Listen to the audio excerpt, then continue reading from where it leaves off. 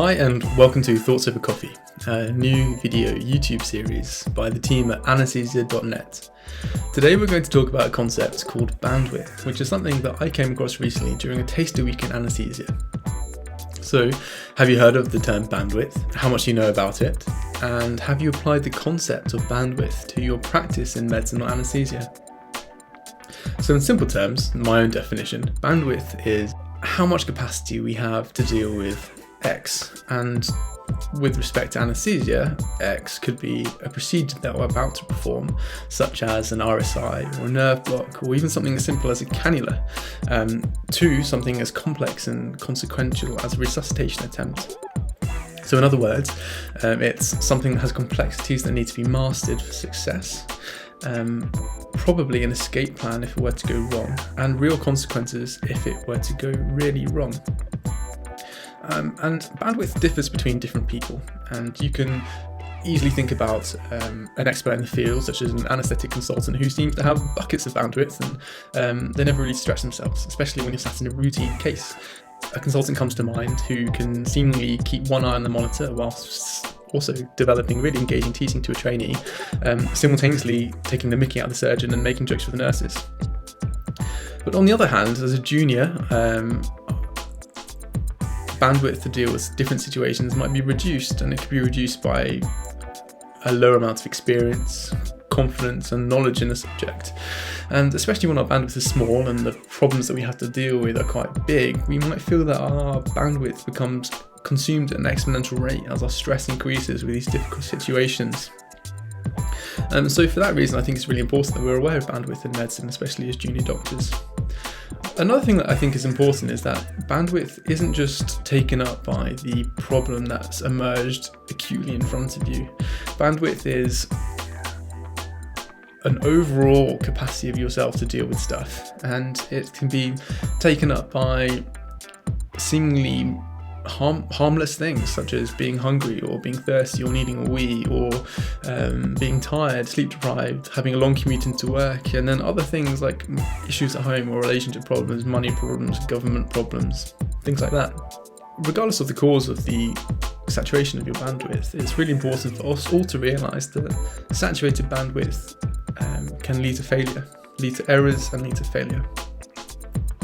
In my own experience, I can sense when my bandwidth is being approached because I'll feel stressed, but I push out my stress, or I exhibit my stress through poor communication, and I think this is something that many people are guilty of.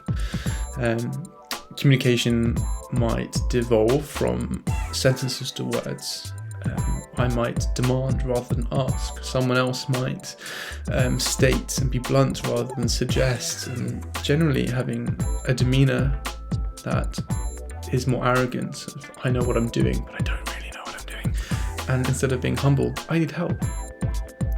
I think we've all been in situations where when we've been stressed, when our back's against the wall, or it feels like we're in trouble, and in the heat of the moment we say something that we then look back on in the future when things have settled down with regret. So knowing the capacity and status of your bandwidth is one way to avoid these problems, and it's a good way to predict and avoid these errors of misjudged communication. And another way is to take a step back and be aware that the situation is complex and overwhelming, and we might want to ask for help and then embrace teamwork. And it's ironic that having a stressed out bandwidth is likely something or a state that's going to undermine these two things, teamwork and good communication. I think it's really important to remember that treating other team members with incivility and impatience when we feel under pressure isn't going to kickstart them into action, but will more likely subdue them with a reluctance to help you because they don't want to be hurt again. And I think that's a real example of how stress and incivility can progressively dismantle teamwork to contribute to team failures. So obviously, failure and disastrous failure are disaster pants situations that we really want to avoid. But just as there are kind of acute and wider contributors to our bandwidth saturation, we have to realise that there's also acute disasters that can be caused by bandwidth failures, and then smaller, wider ones. And that could be prescribing the wrong thing. It might be a very benign error, but it's an error. It might be putting a cannula in, having 2 attempts instead of 1.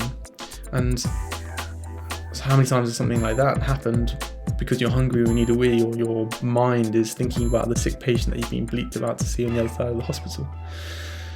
So now that we know what bandwidth is, and we know perhaps how it contributes to errors in our work, what can we do to avoid these bandwidth errors? So the first thing is communication. So whilst communication errors can derive from feeling really, really busy and saturated, good communication, embracing teamwork, communicating clearly can really free our bandwidth up and make us be able to focus on the task on hand. I think introspection and being able to check in on our own bandwidths and the bandwidths of our colleagues is very important. And it could be something as simple as checking that everyone's fed, watered, caffeinated and happy in their jobs. It just makes, it takes the load off complex situations and makes non-complex situations more enjoyable for everybody involved.